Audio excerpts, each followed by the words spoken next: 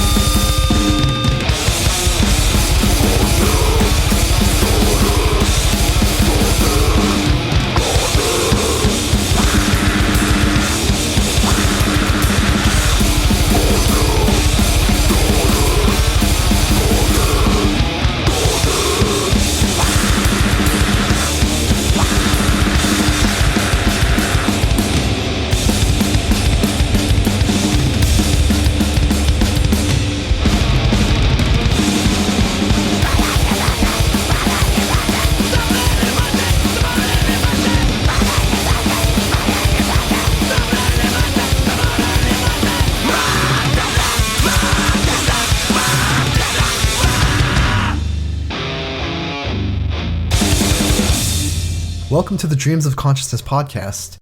If you would be so kind, would you mind introducing yourself? Hi, my name is Kshitiz. I play guitars in Chepang, a grindcore band from New York. We are all from originally from Nepal, but we reside currently in New York City. Out of curiosity, what part of New York City? Queens, the hardest hit COVID situation right now. Yes, we live right in Queens. It's a place called Elmhurst. It's a small town, city, Elmhurst. That's where we live. Yes. One of my buddies used to live in Woodside, and so every time I used to go and visit New York, I'd crash at his couch in Woodside. Yes, actually, it's pretty near to me. I could probably take a train 2 stops down. I could reach Woodside. Yes, it's a pretty good spot to live around. Lots of culture, lots of food, lots of things to explore. Tell me about the history of the band, how you guys all met and what brought you together and what led you to choose the kind of music that you make.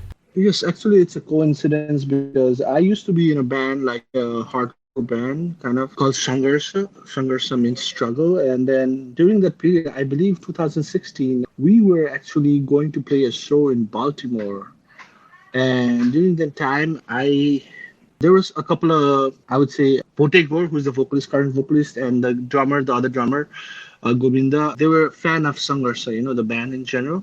So they wanted to go to Baltimore as well. And during that time when we were prepping for Baltimore for Sangharsha to play, we started jamming too. They wanted to play fast music. And that's how it became, Chepang. We didn't have a name. We used to call it, I think we used to call it Baza or whatever. Then this is how we created sort of the band. And when we went to Baltimore, we had like 6 or 7 songs, I guess.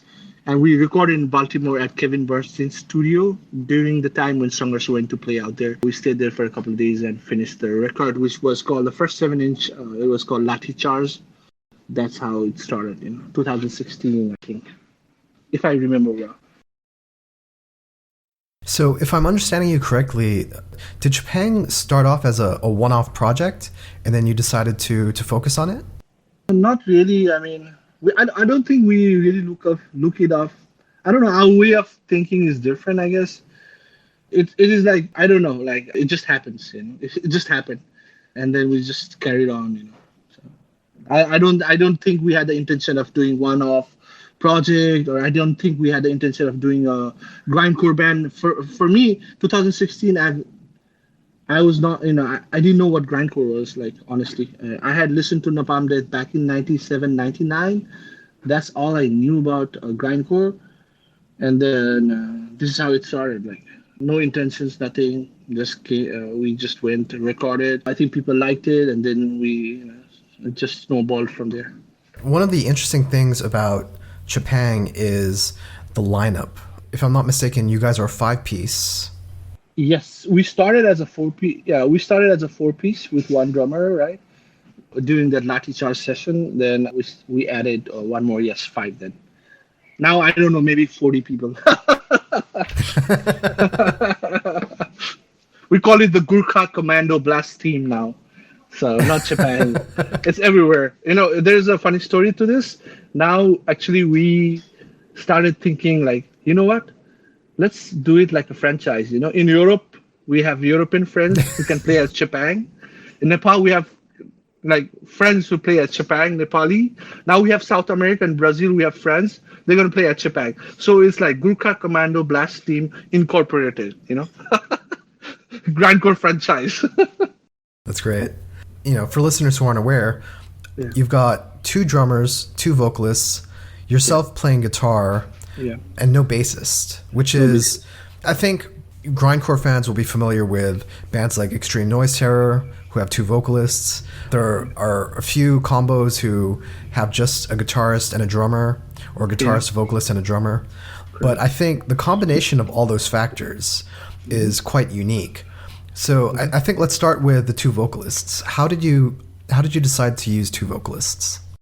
It's again a coincidence because the second, there's 2 vocalists, right? Bote Gore, whose real name is Sanket Lama, and there is a mountain god whose real name is Dipesh Hirachan. Dipesh Hirachan plays drums in Sangharsha, my old hardcore band, right? And I really love his voice because he's like high pitch and stuff like that. And then when we went to play the show in Baltimore, when we were recording, he just contributed, and it's Dipesh just contributed because originally we thought only Votekor would do it, but then he contributed during that record and it sounded pretty cool, and that's how it all snowballed into whatever it is right now. Again, we didn't have any intentions of being we're gonna do 2 vocalists. There was no such intentions of making it like 2 vocalists unique or whatever. And on top of having 2 vocalists, Chepang also has 2 drummers. Yes, that was intentional, I would say. Yes, that's intentional because that's for sure intentional. So after we did the record, right, Lathi Charge, Surya, the second drummer, who was not involved in the first record, he used to live in Dallas. He still lives in Dallas, actually. So sorry if I said everybody lives in New York, but he lives in Dallas. He is a really good drummer. He's like probably Nepal's like first extreme drummer. He used to cover Nile and all kind of brutal technical death metal when he was like 15, 16 years old. And he was a good friend of Govinda, our original drummer, right? So I intentionally brought Surya when I saw actually Takafumi post a video, I believe, in YouTube. Do you know Takafumi Matsubara? I think you know, right? Yeah, from Retortion Terror and Gridlink. Yes, so his original band in Japan is called Mortalized. I don't know if you know. Before Gridlink, it's one of the coolest band ever. So Mortalized was actually, I saw a video of Mortalized playing with a Japanese power violence band called Completed Exposition, and they were just shooting some videos in the studio playing together with 2 drums, and that's how my idea clicked. You know what?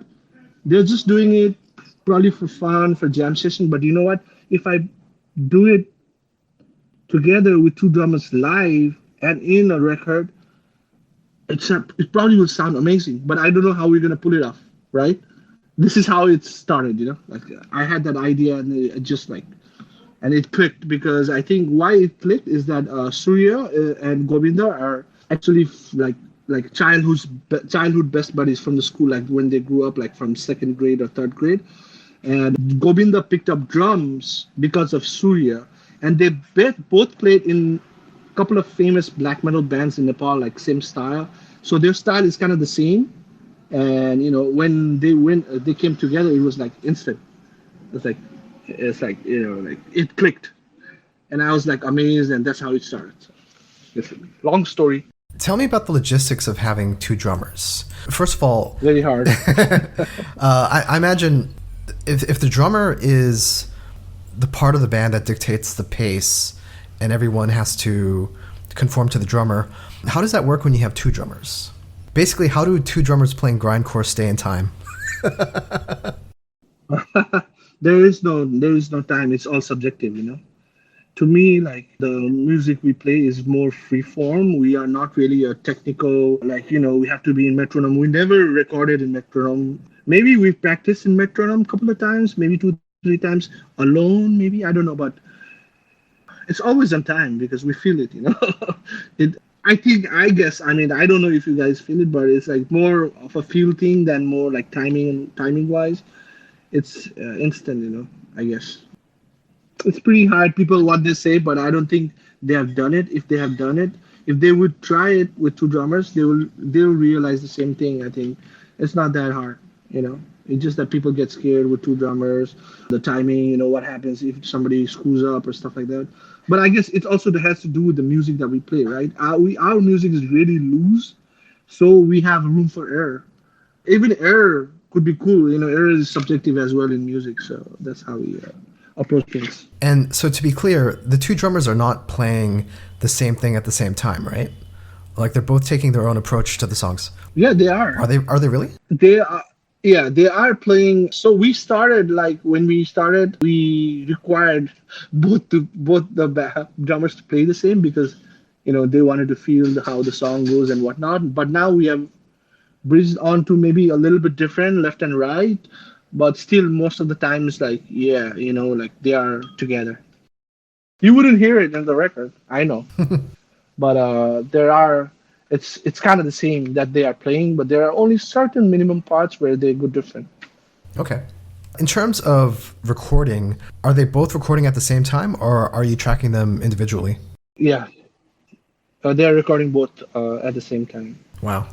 That was also one of the most challenging stuff for the engineer when we said, okay, to Kevin, we have two drummers now. We're gonna come back and do a full length with you. He was surprised. He was probably scared. He was asking a lot of people, a lot of engineers, on how to record two drums together, especially the blast beats, because it's gonna get really messy, right?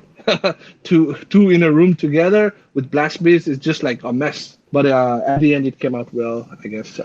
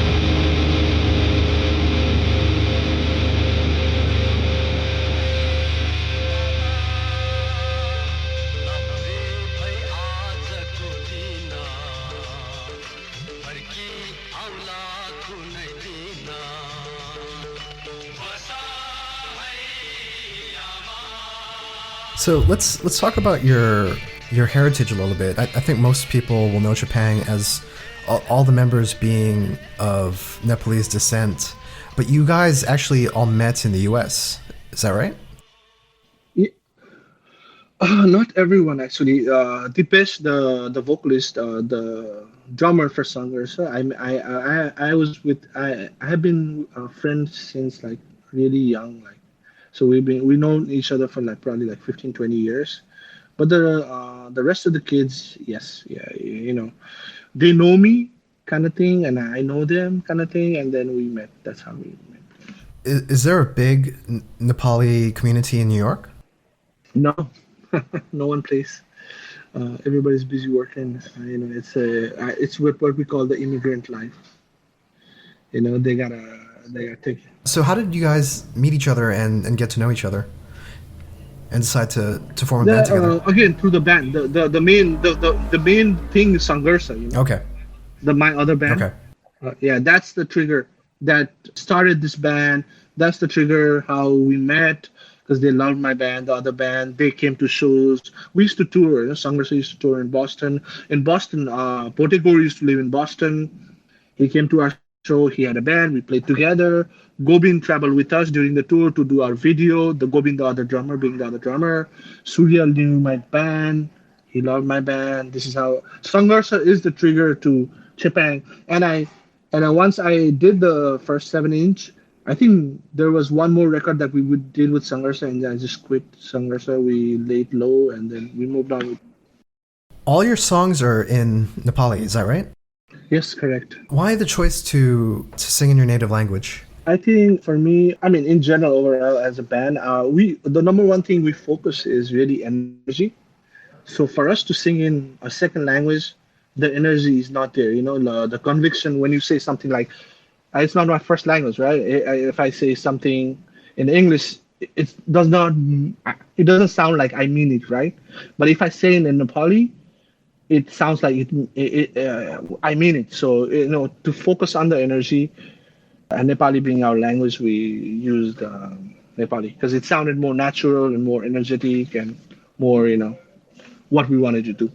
So on May 22nd, you released your second album. Yeah. Would you mind saying the title for me? Yeah, Chatta. We have weird names. Sorry, people like ask us like, what's the meaning of the record? The first 7-inch we call Lathi Charge. I don't know if you know the Lathi Charge. I don't know what you call in the US when the police has a certain stick, like they so like a nightstick. Yeah, but yeah, they whip it, right? When you have protesters and whatnot. That stick is called that stick is called Lathi in Nepal. So it's made out of bamboo. It's longer, and when you have protests, it's really brutal. Like it's made out of bamboo, and then when you have protests and whatever, the cops, hit that bamboo stick. That's called lathi, and charge. Charge is charge. You're charging with the lathi. But going back to your point, Chatta, the new record, Chatta, I would say, what's the meaning of Chatta? It's just a slang word to say nice. See, it's weird, right? Nice, like when you said, how was the date with your girlfriend? I would just say, Chatta, oh shit, it's nice, and then I would realize the other guy was, it was nice, kind of thing. Just a slang word for nice. So I think people listening to this podcast might know this, but in Malaysia and Singapore, when they punish people, they use a rattan stick. It's not quite as stiff as bamboo, but it has more of a whipping quality. Okay. And so it's very common for someone Yeah. who's charged with a crime to be sentenced to be hit with a stick 5 times or 10 times for crimes like vandalism. Ours is more. I guess it's more brutal. It's longer. It's thicker, so it'll break your head. When we have a lot of this thing. It's still right now in Nepal too. Like there's a lot of police brutality, and whenever they come out with their lathi. The bamboo stick, the big thick ones, and they raise hell or whatever. That's how. It is what it is. So tell me about the writing of Chatta. How long were you guys working on it?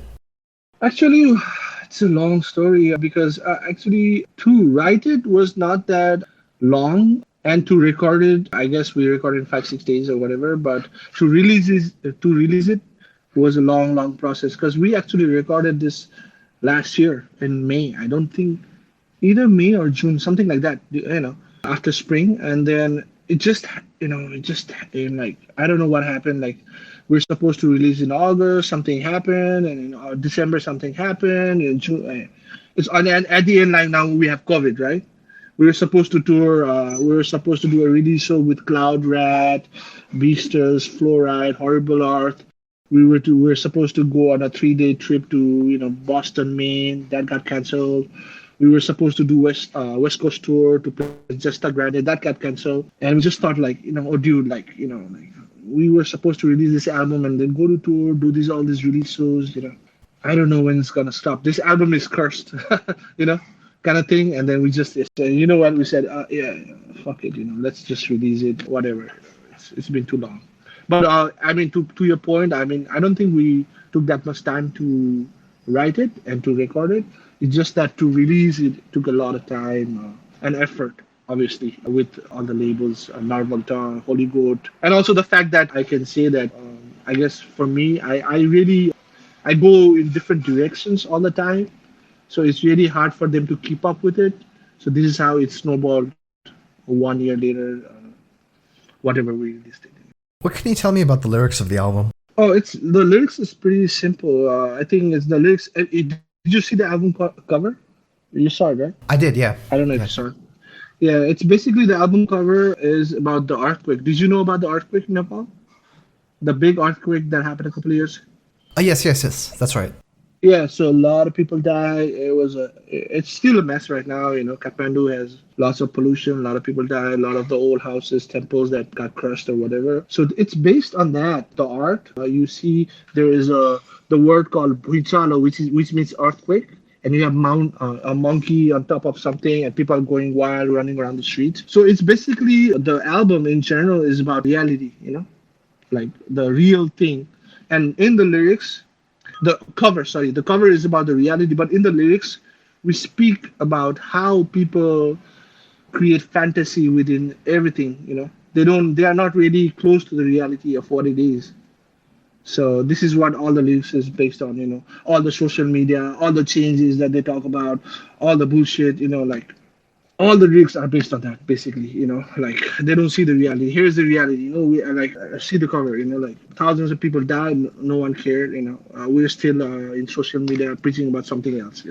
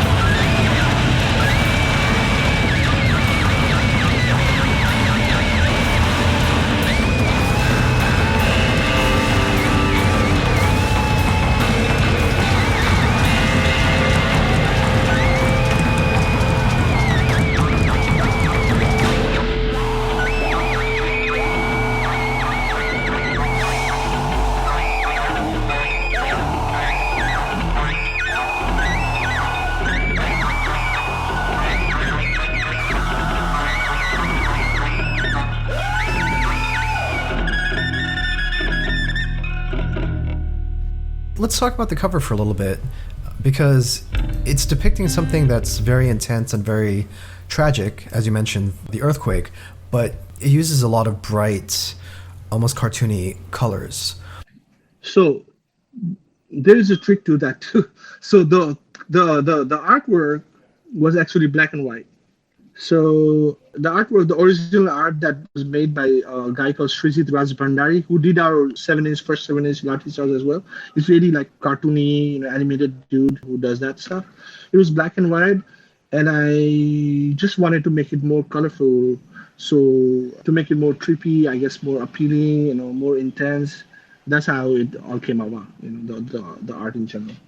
It's an interesting style because it reminds me a lot of folk art, but also like within the region we have this tradition of very colorful artwork that I think in Southeast Asia and South Asia we tend to use very, very bright colorful colors to depict things. Do you know what I mean? Yes, I would say so, especially for Nepal, because I guess we like colors. Our culture is based on colors. There's a lot of festivals that are based on colors. So I guess I love colors. That's why the artist, whoever, there was a different guy who did the color layout. His name is Dibeshwar Groom. He did our first full-length album cover. That's how probably the color is there. Probably it's our culture, right? As you said, from Southeast Asia. So there are a number of guest musicians on the album. You mentioned one of them already, Takafumi Matsubura from Gridlink and Retortion Terror. Tell me about the guest musicians who you have contributing to the album and how they got involved. Yes, okay. I would like to, I think, first of all, there is a saxophone. On saxophone, we have Mette Rasmussen. She's from Denmark. She's like a free jazz improv saxophonist, okay? She goes all around the world and does improv jazz. And then you have Tasi Dorji. He's originally from Bhutan/Sikkim, which is close to Nepal, like this used to be a part of Nepal. He's also a freestyle electric guitar thing. Those are the two members. Then you have Colin, who is a recording guy, who did a couple of bass tracks and some tapping on his 400-string guitars, right? And then there is Diwas Gurung. He's like a folk pop Nepali guy who also does rock. He does all the shredding stuff. And there's Takafumi Matsubara. On the flip side, I think on side B, we have a friend, Lobby, who did the first track on the remix thing. He's more of a synth guy. The second is Direct, aka Reckless Life. The third is, I believe, Fossil, who is more of a poppy, sort of the new, the techno kind of thing. And the last one is our friends from Brazil, Test and Marcelo, Def Kids. Sorry, Marcelo from Def Kids. They all contributed on the album. So when we record and when we do things, it's really not planned. It just everything, it just falls into place. We just think randomly, oh, you know what, this would look cool. Oh, this would sound cool. Let's do it. Do you have time? Can you come in? Like, can you contribute? We don't plan, sorry. That's how we are. It's really free form, whatever, kind of thing. So did the guest musicians literally come into the studio, or did they record their parts remotely? So the Mette and Tasi, who recorded this, they are duo. So they do perform as a duo. They were actually playing a New York show here in Brooklyn. This is how they came to the studio and did it. Diwas on the shred, he came to the studio and did it. Colin did it because it's his own recording studio. Takafumi actually sent the track over. I sent him the track and he recorded and he sent it and we mixed it. All the other stuff, the remix stuff, they were all done in remotely. They didn't come here. They did it on their own. I gave them the tracks. I think we bounced out all the tracks, each individually, and then they did their thing on their own. The choice to add a saxophone is interesting to me because there is a strange history of saxophonists and grindcore, going back to John Zorn and the Painkiller Project and the Naked City Project that he did with the Napalm Death guys. What led you to add a saxophone to this album? So I've never heard John. I know John Zorn. I've seen his show Naked City with the other ones, but I've never heard Napalm Death play with John Zorn. But I guess the saxophone thing just came out. I would say, Do you know a band called Analcont? I Yes. don't know if you Yeah. know. I mean, they are really infamous. They're really infamous. But you know, the drummer Tim Morse, he plays saxophone. He used to play saxophone in the band Seas as well. You know, like a guest thing. So at one point we were in contact. We became friends. I think I proposed him. I saw him play saxophone in one of the videos. I said, "Dude, can you just come to our place? Let's jam and you just do a saxophone improvisation. You know." We have a show coming up in Saturday. Come for a week with us and let's do a free improv saxophone. This is how it all started. And then I think it was a couple of years ago when we played with Enemy Soil. And I don't know if you know, the guy from the vocalist from Big Destroyer is on that band. It's his old band. We had a show with them, and I called Tim Morse to do a saxophone. It was super improv. Like we have a video of that too. This is how it all snowballed, and you know, like we were going through it, and then I think during the doing the Chatta, we just like maybe it would sound cool if we could do saxophone, you know, like but really improv style, not really any song structure or whatnot. And we were already in touch with Tasi and Mete because we knew them through the internet. We loved their music. We listened to Freeform Jazz as well. And then they said they were coming to town to do a show, and it's just like snowballed from there. Like, oh yes, let's do it. You know, whatever. They had no pre-plans. They never heard the song. They just came in. I had an idea of what to do, and I just told them like, okay, you know what? We do it like this. In the intro, you go on. We come. In the middle, you do this like this, and it just like on the spot. Boom, boom, boom. I think it took them what? Not even an hour to finish everything. The first song, there is one song. I think there's like the third song on the break, and then the last couple of songs on the side A. Trishna and Antim Pet. I think that's the one. Yeah. This is how it all started with the saxophone. Yeah. Sorry. Long history. We actually that show was really great with Tim because nobody knew what the fuck was going on. You know, like sorry about my excuse my language, but like we had three guitarists at one point. It was the craziest show. Yes, I forgot totally. D was the guy who shredded on our record. We sometimes invite him to our shows too. So he was there, and Aaron from Narvaltar, who actually filled in for me when we did the Europe tour because I couldn't go. He was there as well. So we had three guitarists at one point, one saxophonist, two drummers, two vocalists. It was chaos basically, and the saxophone that was all improvised. Like he did whatever. He kept on playing even in the interludes. You know, like when we were talking, he just kept on playing. It was really cool. I mean, it was an awesome experience. Tell me about the Himalayan Halen. Oh yes, that's Divas Guru again. That's Divas Guru. So his name is Divas Guru. He's like I would say one of the best musicians ever, and a really wonderful guy. We call him Himalayan Helen because a lot of people don't know this because now he plays like more folk pop, but he's like an awesome shredder. He covers all the Helen songs. You can cover Damn Bag, like note for note. He's a crazy guitarist. This is how like we call him Himalayan Helen because he's from the Himalayas, Nepal, right? And Helen being one of his influences, we call him Himalayan Helen. It's a funny one. Is he also based in New York? Yes, he's based in New York. He lives in Brooklyn. Yeah, he does a lot of producing music and whatnot. He's like more into nowadays into more mainstream stuff, but he's an awesome shredder.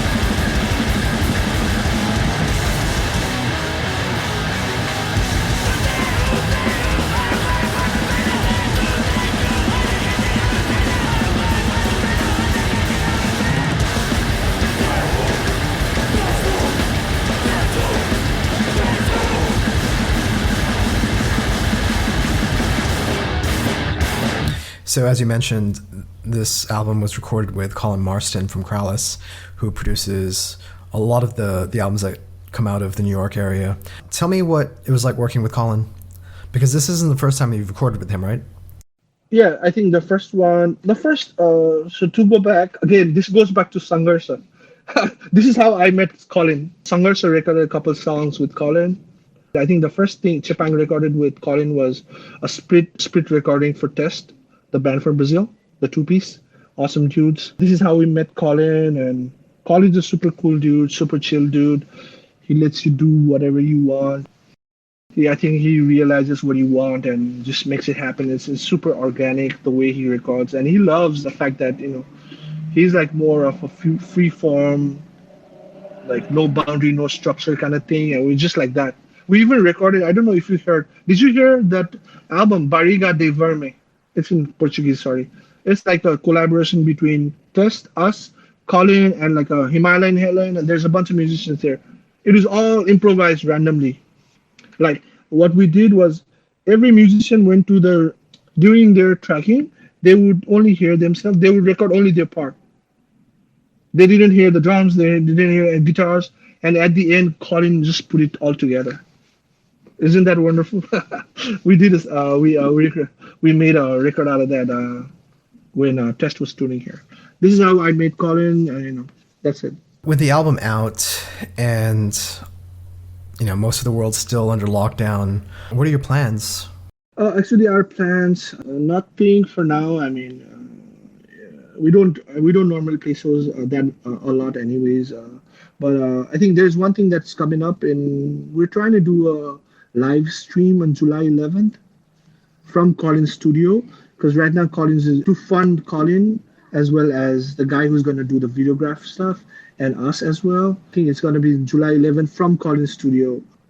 It will be like sort of like a live record release. So we're going through the technical details right now, how to make this happen. But that's one thing coming up for sure soon, like really soon. We want to make it really, artistic, more freeform, not really like a record in general. What you're listening to, Chatta. It's we'll probably invite Himalayan, and there's a lot of ideas going around right now as well. For that, that's more. I think I'm super excited about that. The new Chepang album is called Chatta. I'm probably not pronouncing it correctly, but it's out now through Nerve Alter. Tell people how they can order this. You can order this through our Bandcamp. I think we have some copies left that we made it online. We were actually holding it for the record release show for July 11th, but we put it online. You can go through our Bandcamp, chepang.bandcamp.com. You can order the Nerve Alter version, which is clear and black, through his Bandcamp, nervealter.bandcamp.com. And you can order, if you're in Europe, you can order through our other label who was involved, Holy Goat Records, through their email. I believe it's holygoatrecords@gme.dx or something like that. He's too punk. He has no website. He has no Bandcamp. He's just he has just an email that you can contact, and you can get a version out of there if you are in Europe. And also, I would like to stress that we do have some CD version coming out in Japan soon. The details are coming soon. It'll be out of Japan for mostly Asian market, I guess. So you said that the vinyl version is almost sold out, but do you want to talk about what the vinyl versions will be? Yeah, the vinyl versions. So the band copies were self-funded by us. We pressed 200 copies of one. We call it Candy Come because it looks like candy, and then come, whatever, like yellow, black thing. The other 100 we call it Legion of Doom. Because do you know that tag team duo from WWF? It is WWE, Legion of Doom. Have you ever watched WWF, the wrestling thing? From time to time, yeah. I don't know if you have. The classic ones we used to call, now it's WWE. Before it used to call WWF. And then they had a tag team duo who was always the champ. They always used to wear the red and black, all spikes and all. So we made a record that red and black stripes, and we call it Legion of Doom. Those are the band versions that we so-called. It's almost sold out. Those are the two versions that band self-funded, and there is the Narvata version, which is the clear and the black, and then there is the Holy Goat version, which is the green with the, I believe, white splatter. It looks super cool. Total of, I think, 600 records all in together. And if people want to follow Chepang online and get updates about this live record release show that you're doing with Colin, what's the best way to find out about that and to follow you guys? Facebook message. Everybody's on Facebook. Our email address is super long because people don't like that, so we usually talk through Facebook. So we're super fast to respond to our Facebook message. I responded to you, right? Fast, right? Yeah, absolutely. I hope it was fast. Lightning speed. By the way, I would like to tell you guys that whoever is listening, who is gonna listening, I mean, we don't consider ourselves a grindcore band, and we never consider ourselves a grindcore band. And the musical direction we're taking right now is not really grindcore. It's something else right now. We are past Chatta 2 right now. Chatta was done in last year. Now we're in 2020. We are going somewhere else. More freeform, jazz, John Zorn, kind of thing, I would say, So expect us to do more of that thing. Do you have any material written? We have some things written conceptually, so it's going to be chaos. So essentially, I don't like to spill the beans. We're gonna play. We have two drummers. We're gonna play like two bands. The next record is gonna be two bands going together, playing different, but somehow together. So we have written some parts like that, like one band on the left side. You'll hear it on the left mix and the right mix. So the left band goes, and the right band joins in the middle. Then the right goes and the left, and at once, sometimes during the song at the end, then both go together at once. So it's a lot of things that will happen in your ears. It's like a sensation. And on top of that, we have now our friend Derek Reckless will join us in electronics. So we'll have electronics in the middle. Then we have another friend Lubby who has been doing the synth stuff. He will be in the record as well. It's going to be all madness. It'll be crazy. I can assure you that. And it will be called, from Chatta, it will be Swatta. You know what Swatta means? No, I don't. Swatta means when you drink, when you chug your beer, Gambe. Okay. Swatta. That's called Swatta. We will call it Swatta. But that's how we are moving. We essentially are about to morph into more free-form variations and two bands in one, playing as one band. It's going to be crazy. That's 2020 right now. I don't know what's going to happen in 2021. We always change. Actually, I forgot to ask this. What does Chepang actually mean? Yeah. Chepang is like they're like the semi-nomadic people from, I guess they originated out of Burma, Tibet or somewhere. Then they moved on. They established themselves in various parts of Nepal. Like they're really, really poor people, poor ethnicity. Government really doesn't care about them. That's how we just got the name. Yeah, Chepang. They're like an ethnicity from of Nepal, basically. Now. Yeah, they're really poor. They're in the hills. That's a really great place to end up. Thank you so much, Kshitiz. Thank you, Adrian, for taking the time. Cheers to you. Hope to see you maybe one day. Hopefully you come here, we eat some food in Queens, and then we play a show, a free jazz show.